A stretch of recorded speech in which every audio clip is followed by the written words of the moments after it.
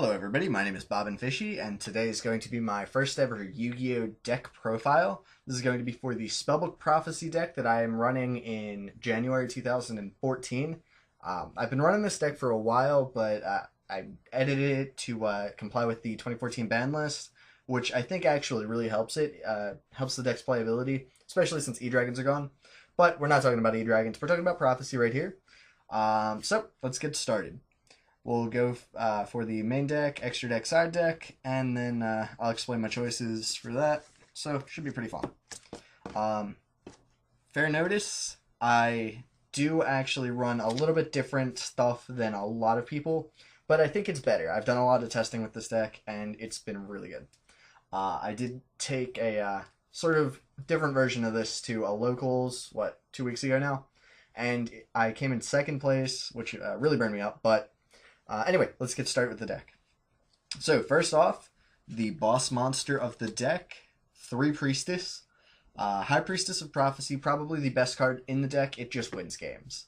1 copy of World of Prophecy. World of Prophecy is very good, don't get me wrong. But I do think that Priestess should be the deck's win condition. World is more of a win more card. If it hits the field, you're probably going to win, but it doesn't really win any games that Priestess wouldn't have. That said, I do appreciate the fact that it does blow up the field, which is why I still run 1. Next up, 3 Spellbook Magician of Prophecy, and 3 Temperance of Prophecy. Magician searches out all of your spells, and Temperance searches out your monsters. So, really self-explanatory. I think every deck runs these, but still have to show them. So, yeah, they're pretty much the engine of the deck. It keeps it going. Next up, 2 Effect Veiler. I used to run Trag as well, but really the only things you really need are the Veilers. And Veiler pulls pretty much triple duty in this deck. A, negates effects. B, puts itself in the graveyard for your Spellbook of Life. And C, Synchro plays. So, really good. Spellbook of Life needs to banish a spellcaster, so Veiler being in the graveyard is good. Now on to the deck, the spells. I run 3 Spellbook of Secrets. That is pretty much as standard as it comes. Secrets searches out about half the deck, so you might as well run 3. Next up, 2 copies of Crescent and 3 copies of Master. A lot of people are probably going to give me a bit of flack for this, but I think that Master possesses more utility in pretty much any stage of the game than Crescent could ever even hope to. So I do run 3 Master rather than 3 Crescent. Crescent's not bad, don't get me wrong. I don't actually really like Crescent, but I recognize that it is useful. So, next up, 2 Tower and 1 Fate. Unfortunately, Fate's at 1, otherwise I'd be running at least 2. But it's at 1. It's searchable anyway, so it's not like you don't have it at any point in the game. And of course, 2 Tower, it recycles Fate. It's really necessary at this point. At least 2. I couldn't see running less. Next up, 2 copies of Spellbook of Eternity. If you only have 1 and you need to banish 1 for Fate, you're probably going to lose because you really do need to be pulling cards from the banish zone. So having 2 is it's insurance, basically. And 2 Spellbook of Power. Power at 2, I think, is really necessary. It gives the deck a little bit of extra oomph that allows it to get over some different decks that just, put a semi-strong monster on board. Plus, you can power up Priestess. Next up, 1 Spellbook of Life and 2 Spellbook of Wisdom.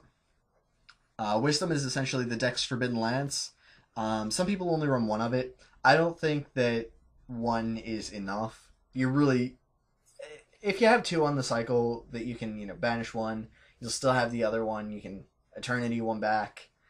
It's really good. And 1 life, I actually ran 2 for a little while, but I think that 1 is better. Because otherwise it can be a dead draw if you get it too early on. So that's not good. So that's it for the spell books. Next up, Book of Moon, Dark Hole. They're pretty much staple. They're all you really have left at this point, so you really do need them. And Book of Moon is really good in this deck because it has really good synergy with Spellbook, Magician of Prophecy. 2 copies of Duality. I don't run 3 Duality. I think that it's too much if you run 3.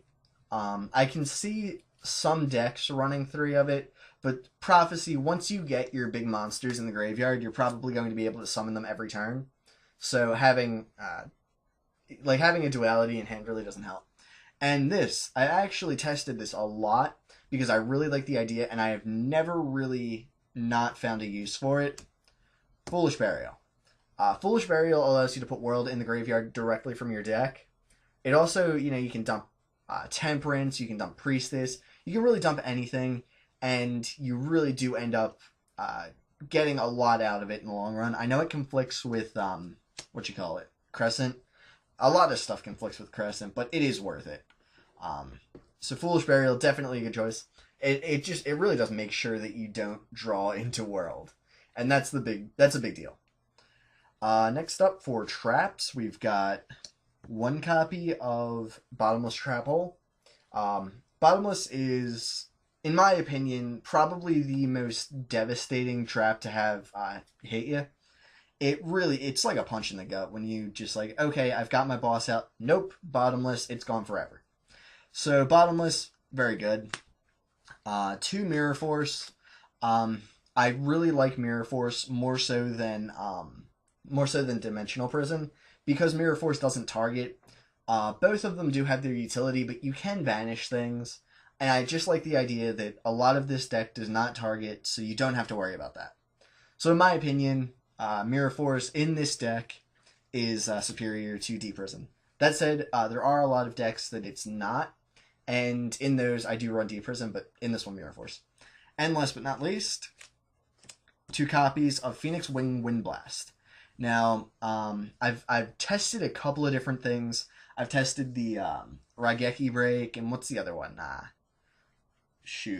Divine Wrath, I think it is.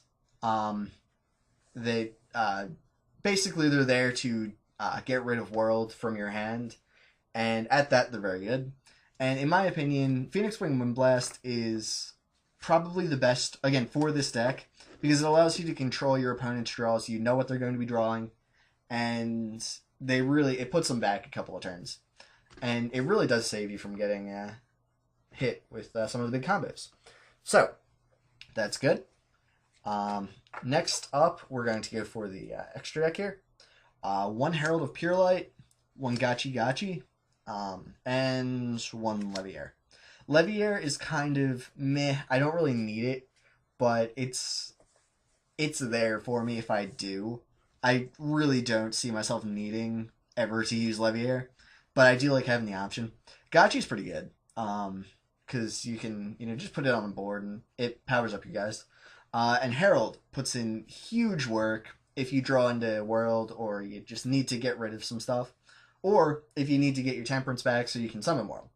There's a lot of really good plays with Herald of Pure Light here, so I do like running this. I mean, that's pretty much standard, but figured I'd talk about it anyway.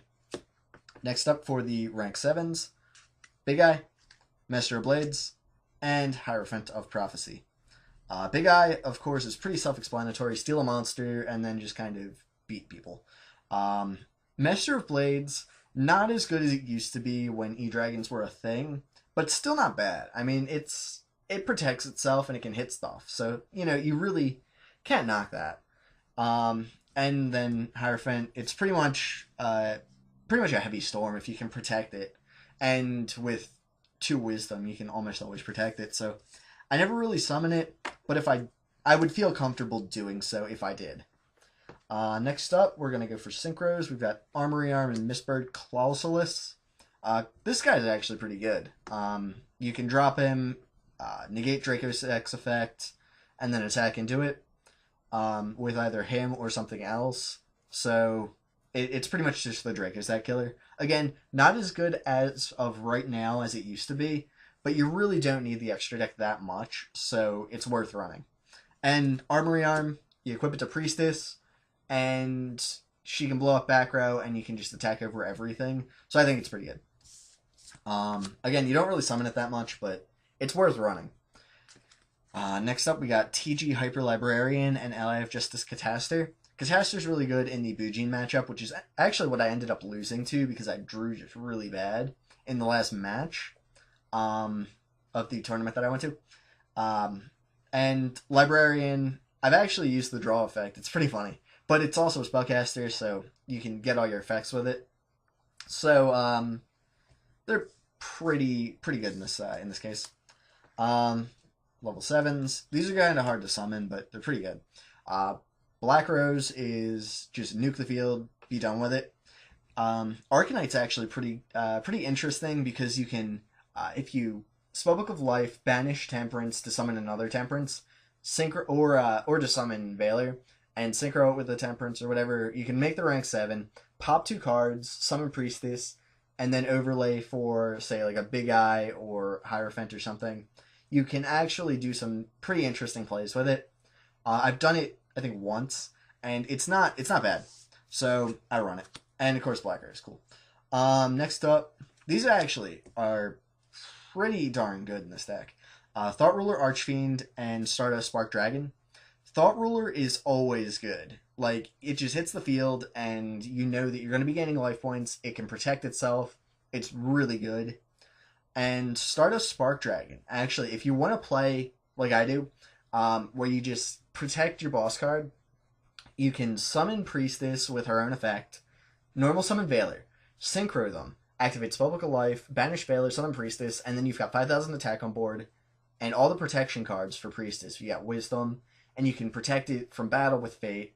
You Stardust Spark to protect them both, or well, like either one. So you really do have a really strong field with that. So I think that Stardust Spark is actually really underrated right now. Actually, at all. It's always been underrated. I think it's a really good card. So that's and then last one. You can't really see it, but it's a Star Eater. Let's see. It's all mirrory. You can kind of see it, right? Maybe. It's hard to see. Oh well. Anyway, it's a Star Eater. It used to be really good when I run Trag. I could just drop it, and then it was like, okay, well, what are you gonna do? Now it's a little bit harder to summon, but it's still really good. So I don't want to drop it. And you have room in the extra deck. You can drop like pretty much any of these things, except for like Big Eye or Hierophant or Herald, and it doesn't really matter. So that's it for the extra deck. Now side deck, card subject to change. Because side deck is really all about what you're thinking you're going to be up against. But for me, I tried to generalize it because I didn't really know what I was going to be facing coming into the tournament there. So double Max C, pretty standard. Max C is a really good side deck card because you can just throw it in and it's like, okay, if you want to summon a lot of monsters, go for it. I'm going to have your number. Triple MST, you do need the MSTs. If you don't have them, then DNA surgery can be a problem. So that's, kind of good. Double Breakthrough. I actually really like Breakthrough. It's kind of, you have Leviair already, but having the Breakthrough there, just to side deck in case of emergencies, is pretty good. Next up, to Debunk. It's good against Mermail and some other stuff. It's pretty good. And, let's see.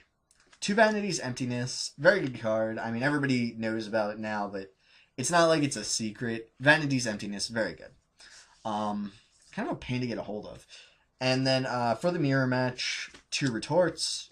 Retort is nasty in the mirror match because you can just grab your own spellbooks out of the graveyard, make sure your opponent can't get theirs. It's pretty cool. And it's kind of funny looking, but yeah, mostly because it's cool. And then the last thing that this was a really power player card in the semifinals of the tournament I was in. This is what allowed me to win in 2 games. Curse Seal of the Forbidden Spell. Forgot the name there for a sec. Curse Seal is such a nasty, devastating card against a lot of decks. Everybody thinks, okay, Curse Seal for the mirror match. No, it's for everything. You can hit Gates of the Dark World in a Dark World match. What are they going to do? They can't use their gates. They can't get rid of your field spell. It's a really nasty card in that. any kind of like Gem Knights or whatever, they can OTK really easily, so they're kind of a problem sometimes. Hit it, Gem Knight Fusion's gone forever. Hit Miracle Fusion, not that heroes are doing anything, but you can hit so many cards in so many decks. There's never a deck that you can't curse seal something. What did I hit? I think I hit like creature swap that the dude was running 3 of in the I was playing against a Mecha Phantom Beast player. He was running triple creature swap. I hit it. It was, I think he had a dead one in his hand, and it was pretty much just downhill for him from there. It was it's a really, really powerful card. So yeah, that's pretty much the deck. I really like running Prophecy. I think it's probably my favorite deck in the game right now. It's just really powerful. It has a really good draw engine, and I just really enjoy it. So, if you like this deck profile, maybe suggest some stuff for it. I don't know. I'm probably not going to really change it, but I do like hearing feedback. So, just tell me what you think, and I'll do another one in the future, I guess, if that's something you want to see. Anyway, hope you have a good day.